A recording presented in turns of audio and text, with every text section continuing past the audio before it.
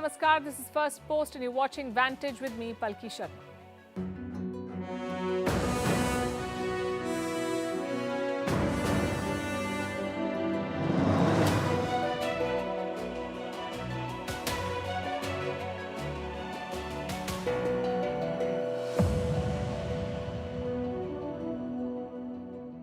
Pakistan is a war zone again. A major showdown is underway. Police have surrounded Imran Khan's home in Lahore. Violent clashes broke out today. Imran Khan's supporters went after the police. Tear gas was fired. And as we speak, the drama continues.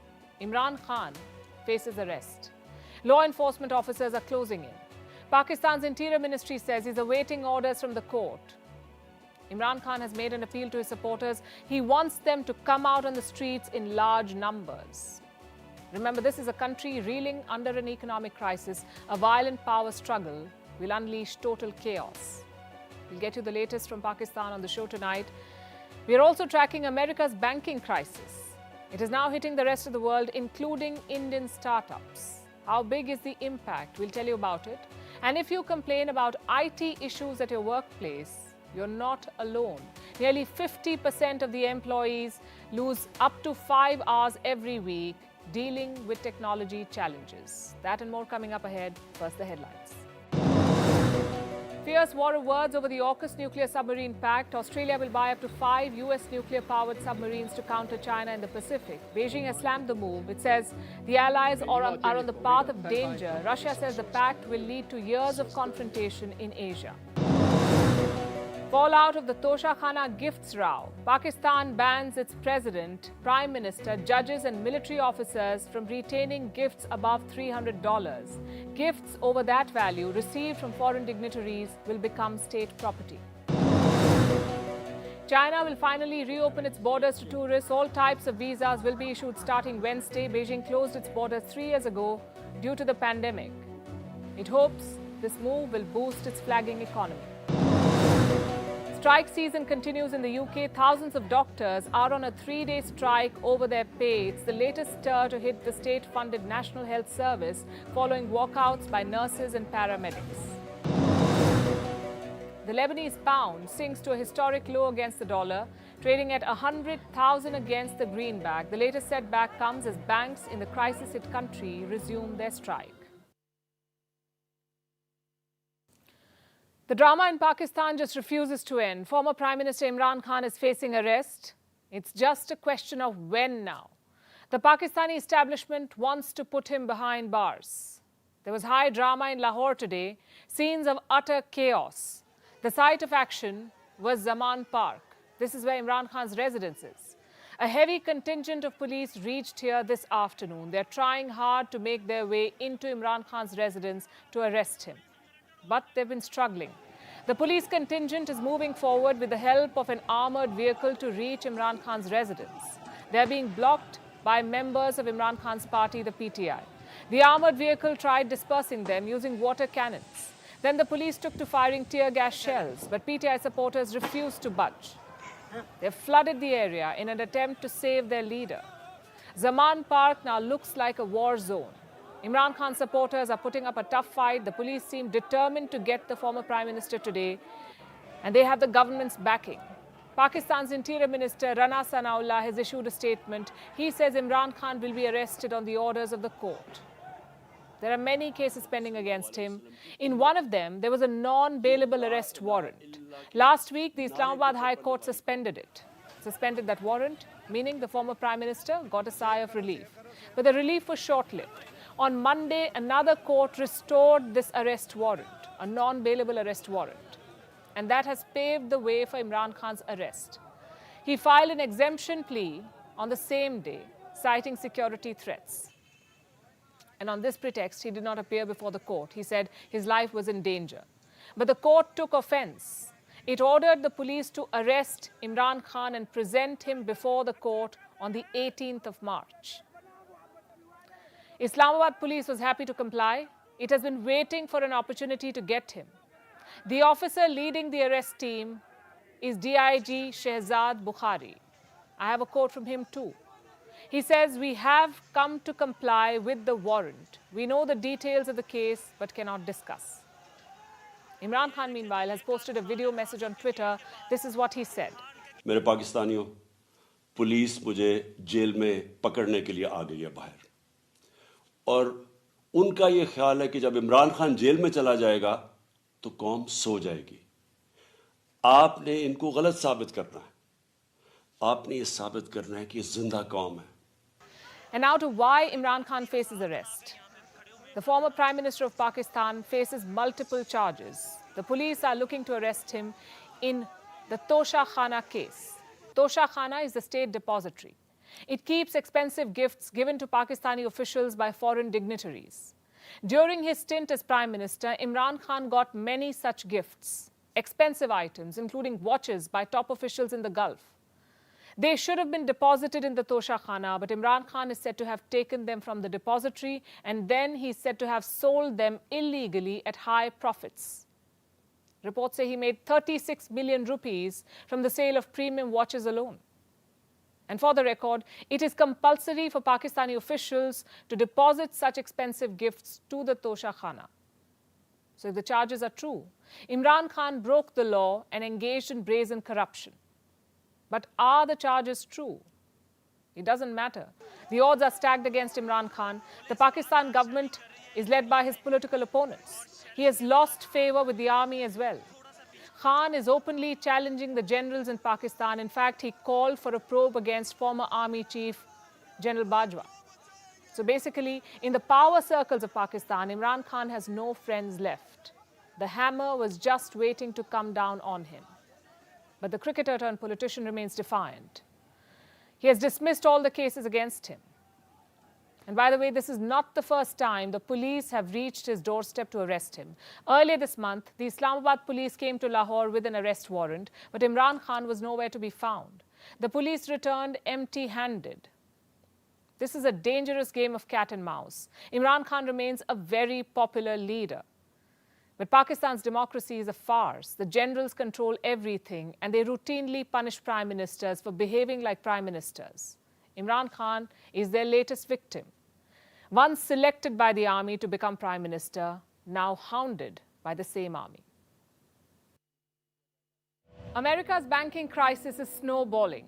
2 US banks have collapsed, and now the crisis is hitting the rest of the world. Yesterday, the US president tried to calm nerves. Joe Biden said the depositors will be made whole, meaning they'll get their money back, and that the US taxpayers will not foot the bill for this. But what about the others? What about people in other countries who are also suffering the consequences? Let me tell you how big the fallout is. The failure of American banks has led to a loss of over $400 billion the world over. $400 billion. This is the loss in financial stocks worldwide, and the bleeding is still on amid a crisis of confidence. So how is India faring? How much are Indian companies exposed to this crisis? Well, there are some, and India has not been unaffected by all of this. Tonight, we'll discuss which companies have been hit and how much. But first, an update on what's happening in the US. The American banking system is still reeling. On Monday, customers were still lining up outside SVB, the Silicon Valley Bank, the first bank that failed in this crisis. Government officials tried to contain the panic. Remember, American regulators have now taken control of the bank. They are the ones in charge, and they're trying to revive the bank. Yesterday, some officials stepped out to meet customers. They bought donuts and coffee and offered words of reassurance. You will be able to transact business as usual. Your accounts are safe. Your online portals are active. You'll be able to wire and do business as usual. So if you have any questions, feel free to let us know. So what's happening at SVB right now? The bank is running, but it's not fully operational. They've got a new CEO. Reports say customers have got access to their deposits, but they cannot make cross-border transactions yet. It will take a few more days for the bank to resume all its services. And this is bad news for some startups in India. Like I said, Indian companies have also some kind of exposure to this bank. Some Indian startups had accounts in Silicon Valley, and now their money could be stuck. How many companies are we talking about? More than 60, according to one claim. And how much money is stuck here? We do not have the exact figure, but each of these companies has more than $250,000 in their accounts, and out of these, nearly 24 startups have more exposure. meaning at least 24 companies have more money in the bank. We're talking about more than $1 million each. This money is stuck. And which companies are these? We do not have the names. They've not been revealed yet because this disclosure will hurt them. Apparently, their investors are afraid. They're worried that if the names come out, it will hurt the companies in future fundraising. And who are these investors? The likes of Y Combinator, Accel, Sequoia India, Lightspeed, SoftBank, and Bessemer Venture Partners. These are all venture capital firms. Basically, they're big investors in startups, and this is a testing time for them. Imagine if one of these companies has to pay salaries in India with the money stuck in America, or if they have to settle vendor payments here, or bills of any other kind. As of today, they cannot do it from Silicon Valley Bank. That's because the bank is yet to resume cross-border transactions. And this bank is central to their businesses. Like I told you yesterday, Silicon Valley was a top banker for America's tech industry. Also for many venture capitalists, many startups put their first checks in Silicon Valley. The past few days have been a nightmare for them. Here's an American entrepreneur sharing his horror story. The last 72 hours has been sort of an extreme version of that. I mean, not knowing whether or not the company you've spent 5 years building was going to go away overnight as a result of something as, I think, sort of unpredictable as a collapse of a bank was really hard. And here's the scariest part.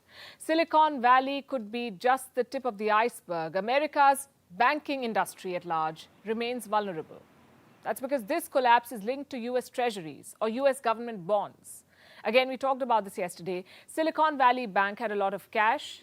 It invested this money in government bonds. But last year, when the US Federal Reserve hiked interest rates, it issued new bonds. These new bonds offered higher interest rates, and that made the old bonds less valuable. Their value declined sharply. And that's a problem for a lot of American banks because many of them still hold the old government bonds. They paid a lot of money for these old bonds. But now if they sell them, they'll not be able to recover that money. In other words, they're sitting on a pile of losses. Do you know how much? Losses worth a whopping $620 billion.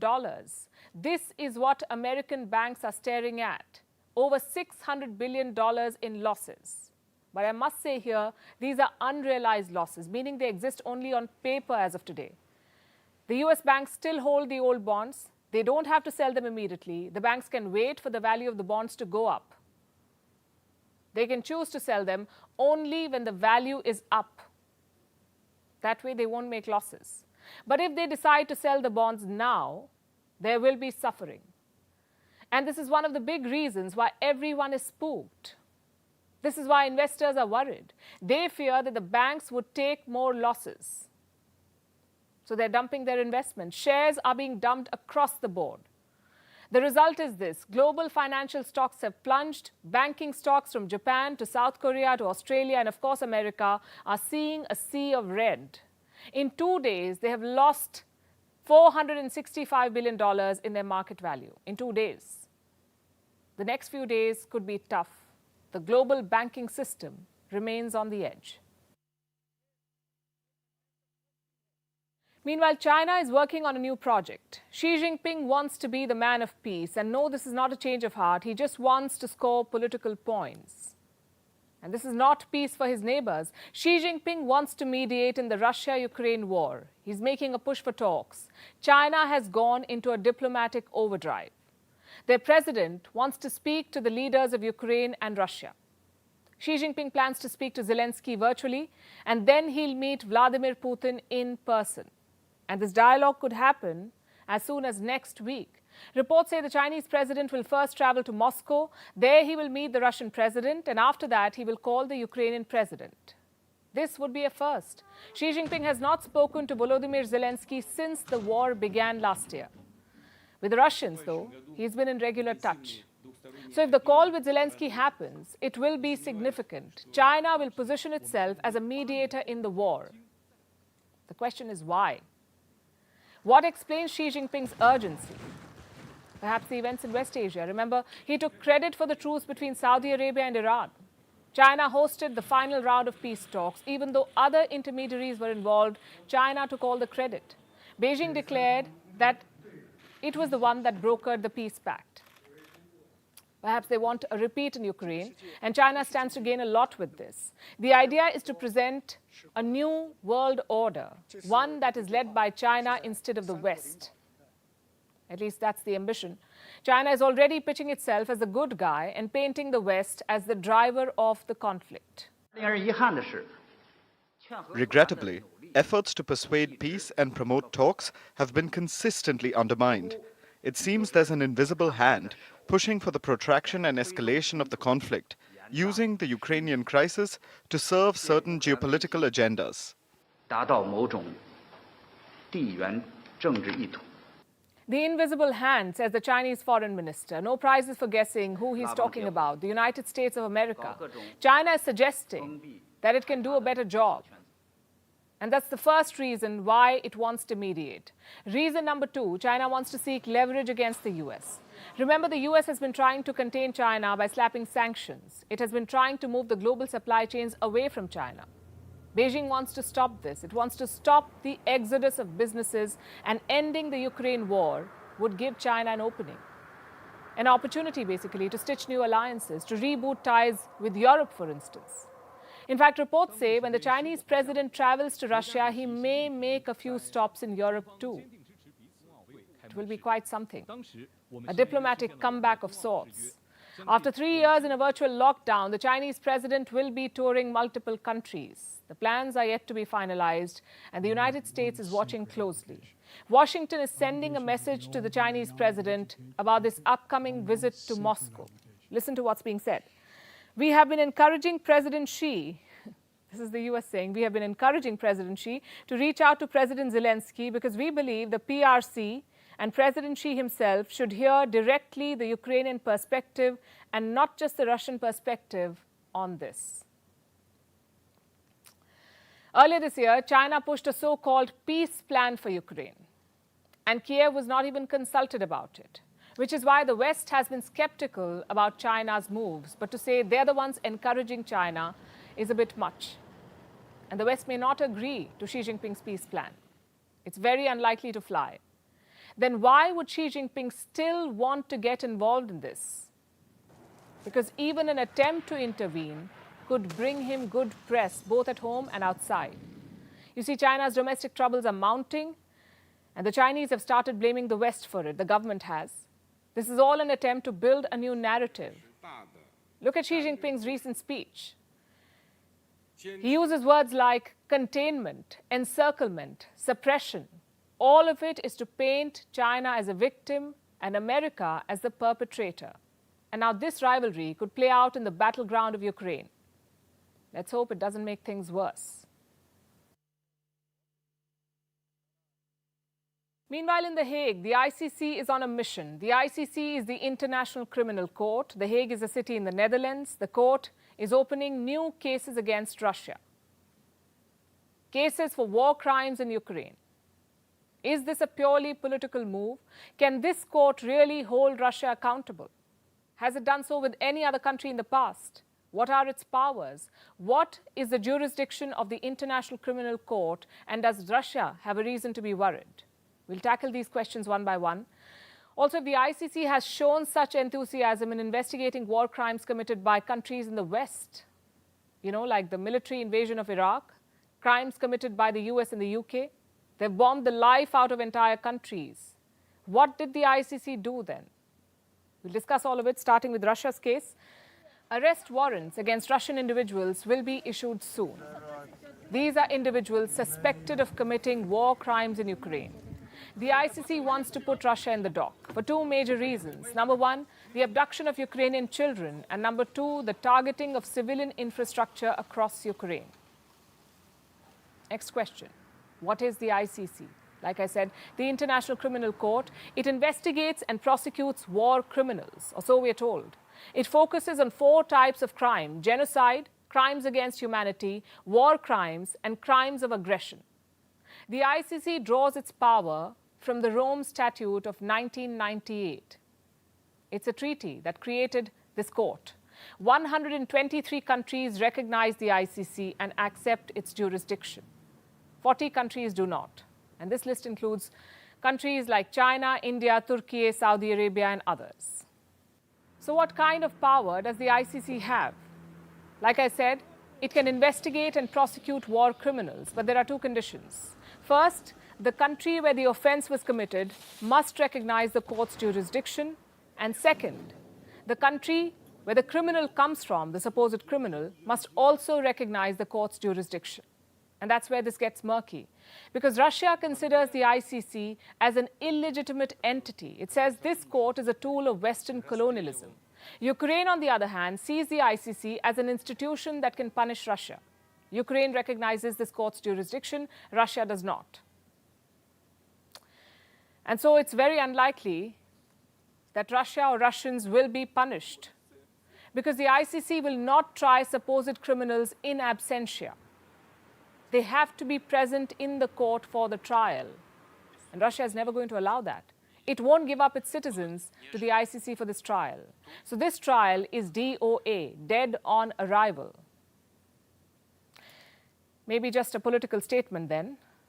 And by the way, there's another country that the ICC does not have jurisdiction over, even though it played a crucial role in drafting the treaty that created this court. That country is the United States.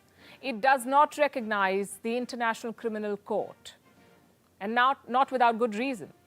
The US has invaded countries left, right, and center. It wages one war after another. That's what keeps its military-industrial complex running. More wars need more weapons, and America makes more money. That's how it works. Why does the US not recognize this court? A guilty conscience, perhaps, and a long list of war crimes. In fact, the US is not even willing to provide intelligence to this International Criminal Court. Intelligence that could incriminate Russia, the US will not give it. Why? The Pentagon says it would set a precedent and pave the way for American soldiers to be held accountable. It's another shining example of American hypocrisy for you. And it's not like the International Criminal Court is a beacon of justice. If it were, war crimes committed in a host of other countries would have also been investigated. War criminals from around the world would have been prosecuted. And there is no shortage of wars for this court to probe. Let me name a few. The Iraq War, the Afghanistan War, the carpet bombing of former Yugoslavia, the interventions in Somalia, and I haven't even begun scratching the surface yet. What has the ICC done to investigate war crimes in all of these cases? We tried to find out.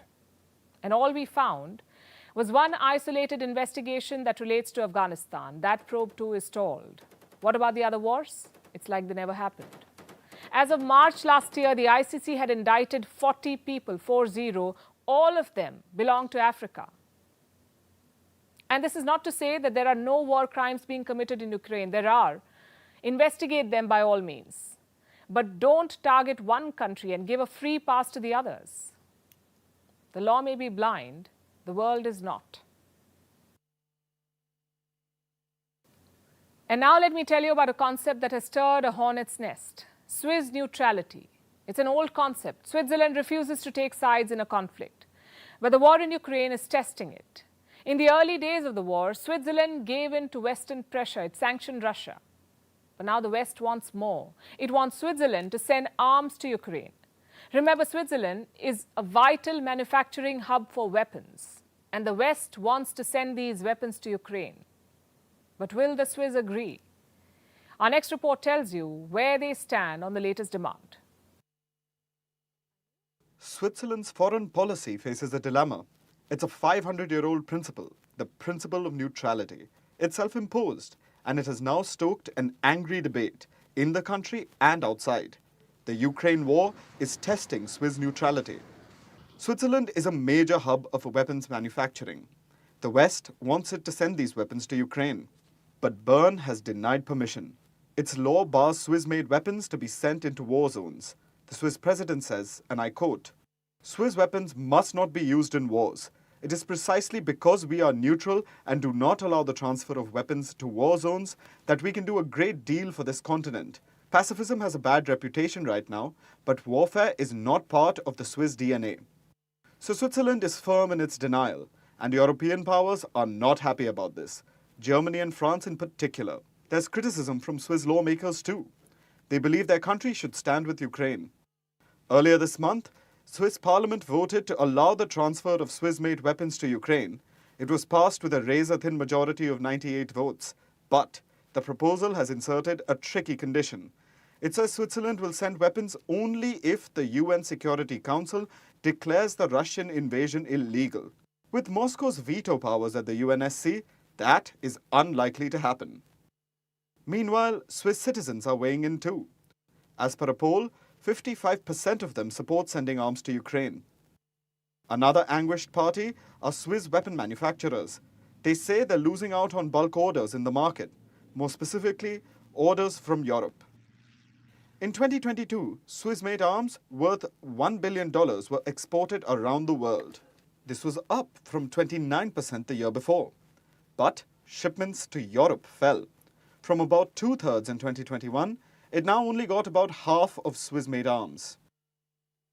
Western officials say Switzerland is being ignorant and indifferent to the plight of Ukraine. Bern does not agree. Switzerland is a neutral country. Neutrality does not mean indifference. The violation of international law is a violation that Switzerland condemns while being a neutral country.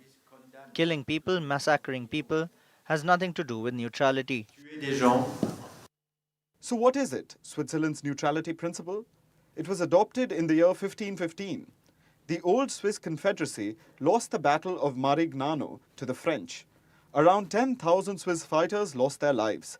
Since the setback, the Swiss decided to stay neutral in all conflicts. That principle was formally codified in the Hague Convention of 1907.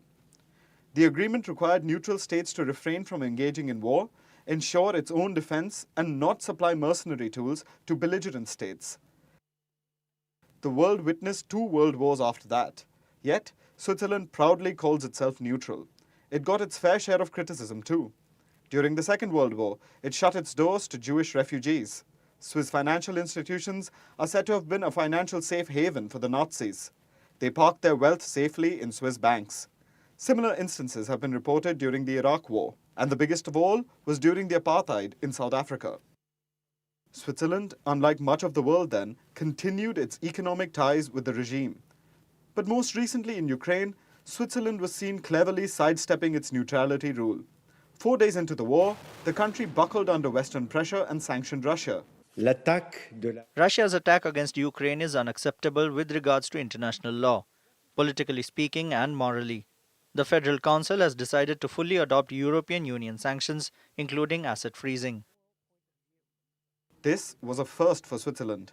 Interestingly, it didn't impose any sanctions on Russia when Moscow annexed Crimea in 2014.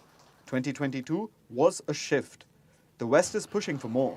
Ukraine is running short on ammunition. Many of the weapons and ammunition the West supplies to Kyiv have their roots in Switzerland. Will Switzerland relent? This is a developing story.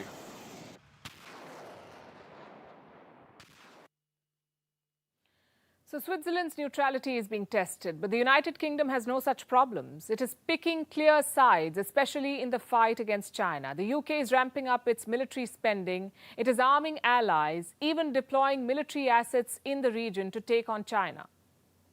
Let me tell you how. We'll start with the UK's military budget.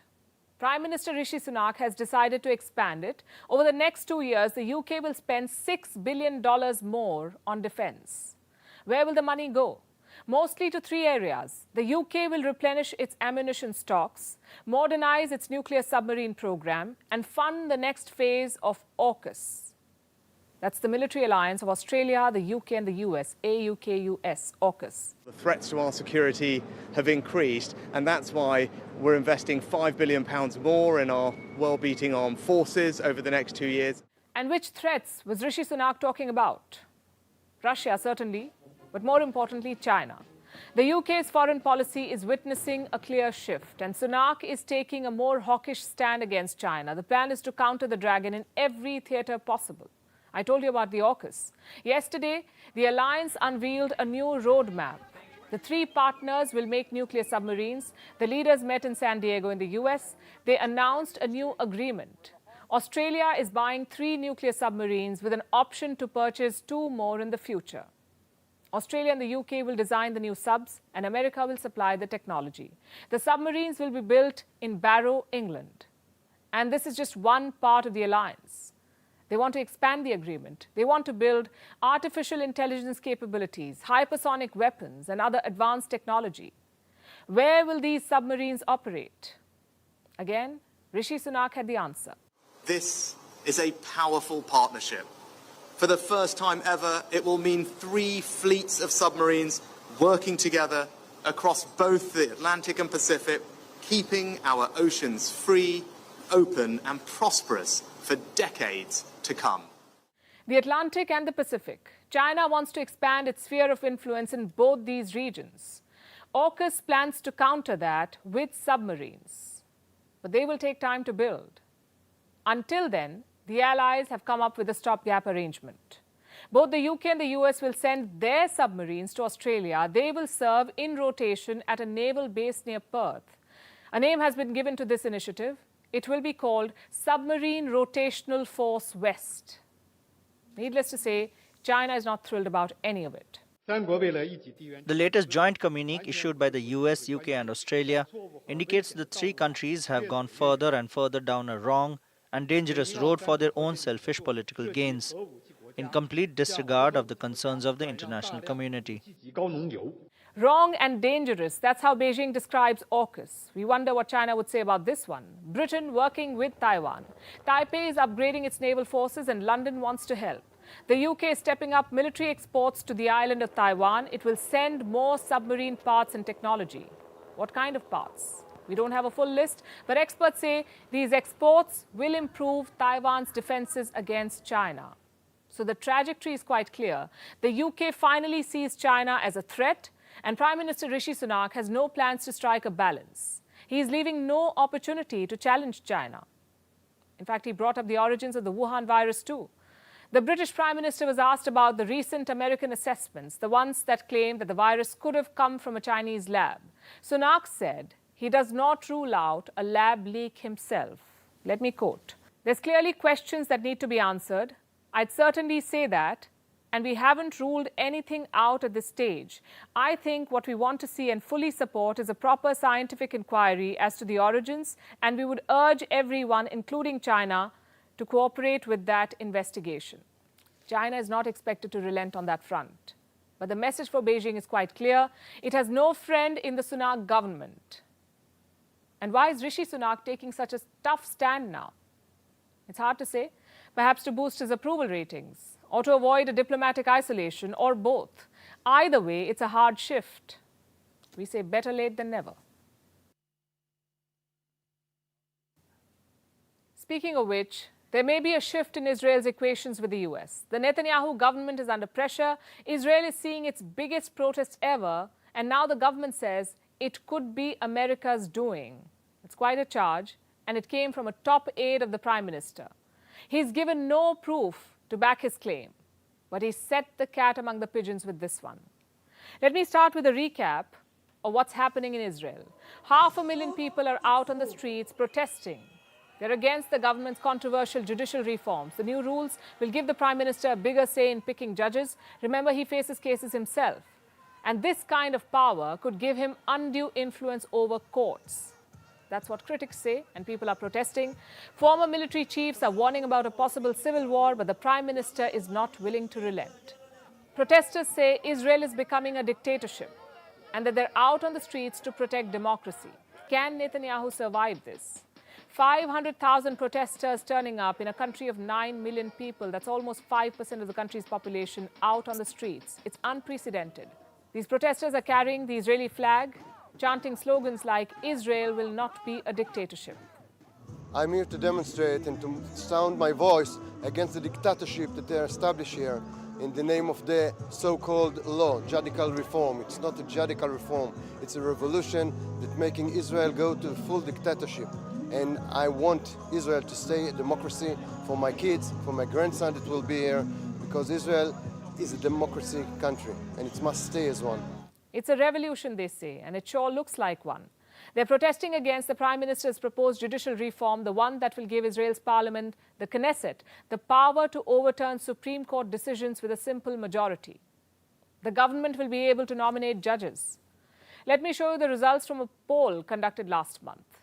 2 out of 3 Israelis believe the Supreme Court should retain the power to strike down laws. That's 66% of all Israelis. Almost the same number of people want the existing system of appointing judges to continue, almost 63% Israelis. But the government sees a foreign hand in this. Netanyahu and his aides believe it is the United States, Israel's top ally and security partner. Reports say Israel's government believes it is funding, the US is funding and orchestrating these anti-Netanyahu protests. I have a quote from a senior Israeli government official. This is what he said. This protest is financed and organized with millions of dollars. We are following what is happening. This is a very high-level organization. Who finances the transportation, the flags, the stages? It is clear to us. This official was traveling along with Prime Minister Benjamin Netanyahu to Italy recently. Another official on the same entourage confirmed that the US was behind the protests. And it's a big claim, though not a first for the US to be charged with something like this. The Americans have a record of orchestrating regime-changing protests. But coming from Israel, this is serious. It could have serious ramifications. The US has supported Israel for decades, military aid, intelligence sharing, ideological support. And now an accusation comes flying from Israel that the US is trying to overthrow a democratically elected government. Either Netanyahu and his aides are very sure that Washington has a role to play here, or they're just trying to deflect attention and ease pressure. And if Netanyahu is indeed accusing the US of orchestrating these protests just to deflect attention, the consequences could be severe. Remember, the Americans have been watching what's happening here. US Defense Secretary Lloyd Austin visited Israel last week. You know what he said? He asked Israel's leadership to take steps to reduce tensions in the West Bank. Violence has been on the rise in this region. Israel has been conducting regular raids. Basically, Austin was asking the Israelis to rethink their approach in the West Bank. Then there's the US envoy to Israel. He says Netanyahu should, quote-unquote, pump the brakes on the judicial overhaul. So there's a very visible difference here. And there have been some differences for a while now. Israel's accusation has the potential to widen the rift. Prime Minister Netanyahu is caught in a very tricky position. Reservists who form the backbone of Israel's military are threatening to not serve. And that could become a big problem for the Prime Minister. There are also fissures within the Israeli government, between the government and the bureaucracy. And the cherry on the cake, Israel's president has asked the Prime Minister to take the proposed law off the table. Clearly, the rift goes right to the top, and Prime Minister Netanyahu faces the challenge of a lifetime. China is battling a new disease outbreak and talking about a fresh round of lockdowns. This time it's influenza. Official data says there are 400 cases, but we know a thing or two about how China maintains data, so discount that. The flu has been spreading for 6 weeks now. The positivity rate is over 40%, and pharmacies are said to be running out of medicines. This is almost a repeat of what China saw during the last wave of the Wuhan virus. And the prospect of another lockdown has caused a lot of anger. Citizens are pushing back as the world wonders what and how much the Chinese are hiding this time. Here's a report. A familiar story is playing out in China. Another disease outbreak, a drug shortage, days of remote learning for children, and prospects of a lockdown. No, this isn't the Wuhan virus we're talking about, it's the influenza outbreak. China has been seeing a steady rise in cases of flu since February. On last count, China recorded 390 cases of flu. The positivity rate jumped from 41.6% from 25.1% in 1 week. But given Beijing's tendency of suppressing data, the real figure remains unclear. Influenza A, which is the common flu virus, is said to have been responsible for 99% of the flu cases detected in China. Its symptoms include fever, aches, headaches, and diarrhea. The WHO says the rise in infections is due to simultaneous transmission of 2 influenza A virus subtypes. One is the H1N1 and the other is H3N2. The flu, however, is reportedly seasonal. It's also been noticed in other countries. But in China's case, it's taking a toll on school-going children. My child vomited twice yesterday. The child has had a fever of up to 40 degrees for several days. Today, the doctor will check whether he has influenza A. The rise in flu cases comes weeks after China witnessed a deadly COVID wave. Millions are said to have died then. Doctors, however, have ruled out another wave of COVID infections. They say the rise is due to low immunity levels. For school-age children, about 20% to 30% of them test positive for influenza A. The current situation does not seem to be another wave of COVID-19 infections. Because school children have been taking online classes for a good part of the past 3 years, their existing immunity and antibody levels are relatively low. So when they return to school, they could be prone to infectious diseases such as influenza. The latest outbreak has sent alarm bells ringing. Populous cities like Shanghai, Beijing, Tianjin and Ningbo have switched to online classes for students. Some want to take it a step forward. Take Xi'an, for instance. It has a population of roughly 13 million. Officials have warned of a lockdown if things get out of hand. Municipal authorities in Xi'an last week presented a 4-level response system. This keeping in mind the severity of the situation. If the outbreak gets worse, authorities say they're prepared to enforce pandemic-style lockdowns to curb the infections. That's right, a lockdown for a flu outbreak. And it seems it has already taken the first step in this process. On Wednesday, it issued an emergency notice to local authorities. It permitted them to shut schools, businesses and entertainment centers. But residents are having none of it. For them, it's a flashback to the nightmare they witnessed in 2021. You see, China's radical measures are no secret. In 2015, authorities in Shanghai had warned of stopping classes, work and restricting gatherings in the event of an influenza outbreak.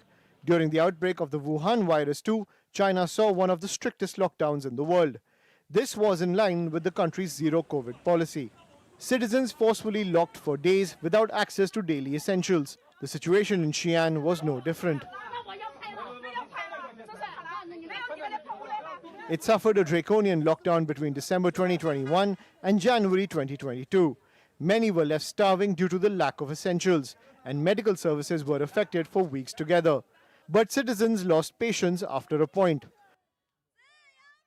After almost 2 years of strict lockdowns, large-scale protests were witnessed on the streets of China, calling for an end to restrictions.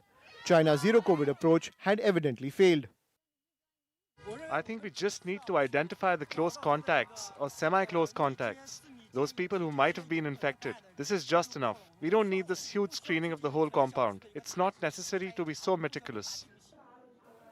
Chinese social media websites are flooded with messages. Angry citizens are pleading to authorities not to go down that path again. They say that similar outbreaks have happened in the past and life has gone on. While there is no news of a complete lockdown, the distrust of the citizens in the local authorities remains high. They don't want to see a repeat of the pandemic restrictions. Now let's talk about another disaster. US President Joe Biden has dropped a bomb on the planet. Not the conventional kind, but a carbon bomb. He's approved an oil drilling project in the state of Alaska. It's called the Willow Oil Drilling Project. It's an $8 billion project. It's expected to produce almost 600 million barrels of oil. This will be done over 30 years, and this exposes America's climate hypocrisy. 600 million barrels of oil. Imagine the greenhouse gas emissions. So much to fight climate change. The project will scupper all the gains made by Biden's Inflation Reduction Act, not to mention the potential damage to local wildlife and, of course, the indigenous communities living near the drill site. Do you remember what Joe Biden promised not very long ago? Let me quote what he said. No more drilling on federal lands, period. That's what he said. So why did he change his mind? The justification is laughable and the double standards staggering. First, let me tell you about the project. This will be handled by a Texas-based oil firm called ConocoPhillips. In 2019, it made news, this company. It was ranked as the 14th most polluting company in the world. Now, this company will handle the Willows project. It will drill for oil and gas at 3 different sites in Alaska. This is in America's National Petroleum Reserve. It is owned by the US government. Like I said, the project will yield close to 600 million barrels of oil over 30 years. Production is expected to peak at 180,000 barrels of crude oil per day. Let's pause for a second. 180,000 barrels a day is not insignificant, but it's also not a lot. Let me give you context. The US, Russia, and Saudi Arabia have each been producing between 9 to 11 million barrels a day since 2014. Compared to 11 million barrels, 180,000 is nothing. This new project would bump US oil production by less than 2%. But that does not take away from the damage it could cause. Burning all those barrels of oil will release millions of tons of carbon dioxide into the atmosphere. It would erase Biden's progress towards renewable energy. And then there's the Alaskan environment. This is what environmental groups have to say about the project. Community most impacted by this project is Nuiqsut, and they are opposed to the project because of the numerous harms that it will cause them. I mean, they're already dealing with gas leaks, oil spills, toxic pollution from the existing oil and gas infrastructure that's already in the area, and this will only cause more harm. So the drawbacks are severe and the benefits questionable. Then why is Biden going through with the project? It's the usual justifications: more jobs for Alaska, development, billions added to the economy, the same old dribble. The latest justification is that it will ease energy prices exacerbated by the Ukraine war, which makes no sense whatsoever. It will take years for this project to take off. And remember the figure of 180,000 barrels a day. That's about 0.2% of the global daily oil production in 2021. How on earth will this affect oil prices? But maybe this is just the first step. After all, once the roads and pipelines are laid, what stops other companies from drilling in this remote region? And where does this leave Biden's pro-climate pitch? He put new bans on oil and gas leasing in the Arctic Ocean. He reduced the amount of land available for extraction in Alaska, and now he allows a drilling project. The logic doesn't add up, but the political math makes sense.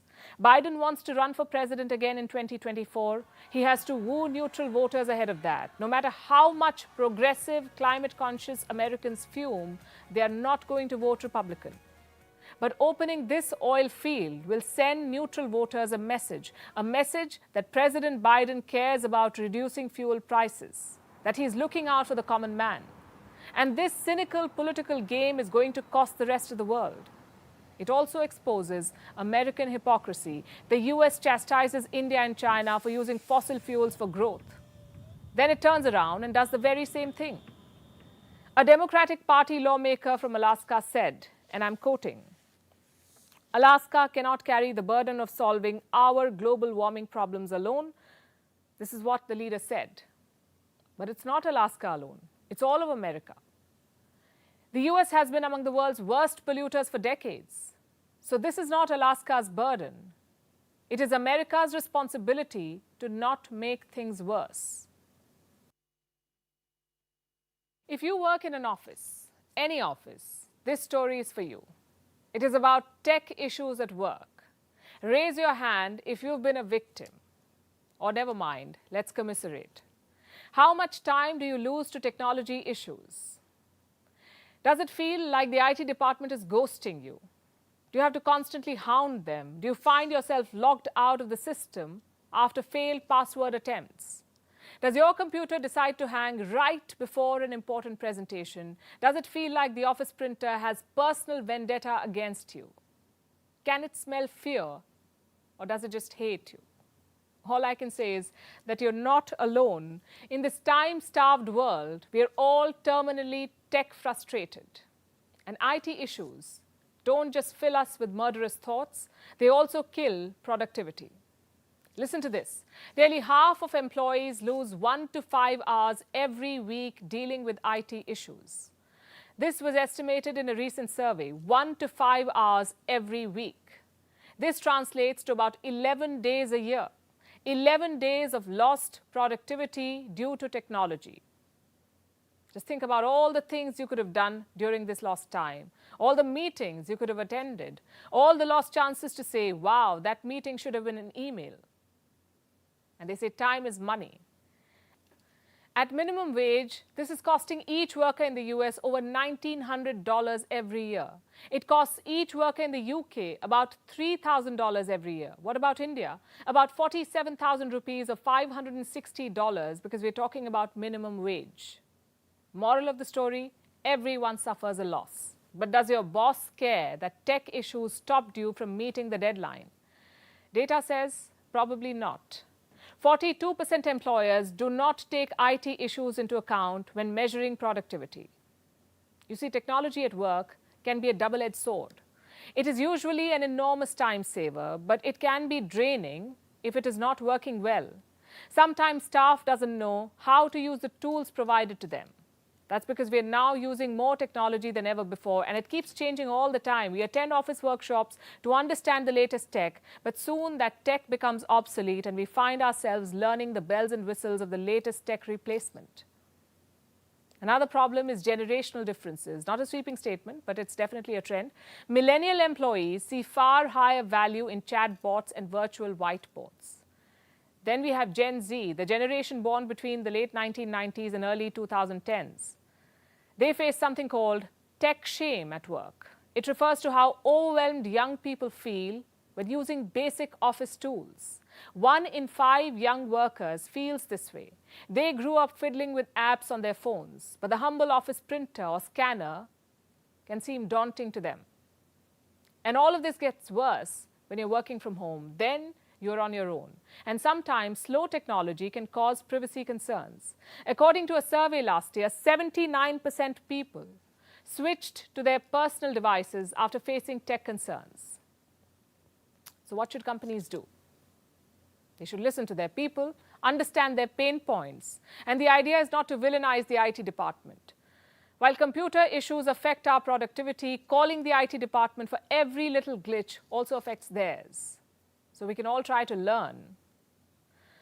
Remember, in today's world, workplace technology is directly linked to employee engagement because employees care about their experience. They care about their tech experience at work too. For many, this is a big motivating factor, 62% to be precise. So companies must pay attention to technology because tech-raged employees aggressively shaking their computer screens don't make the ideal workplace. And finally, it's time for Vantage Shots, images that tell the story. We're starting with Europe. Another migrant boat has capsized there. This one came from Libya. In the US, California is facing one weather event after another. Some parts of the state are facing floods. Rescue efforts are underway. Meanwhile, the East African country of Malawi is dealing with the aftermath of Cyclone Freddy. The British Arctic Survey has released footage of the A81 iceberg. It is as big as London. And finally, 2 Spanish engineers are working on the first private reusable rocket. We're leaving you with these images. Thanks for watching. We'll see you tomorrow.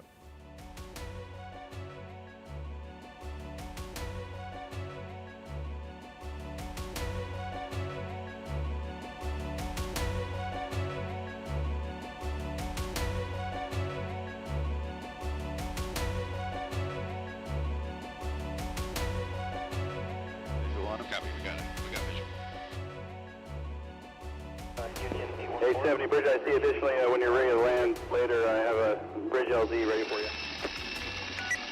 Scan firm, no need for... All right. Coming down. There you go. Just keep this line.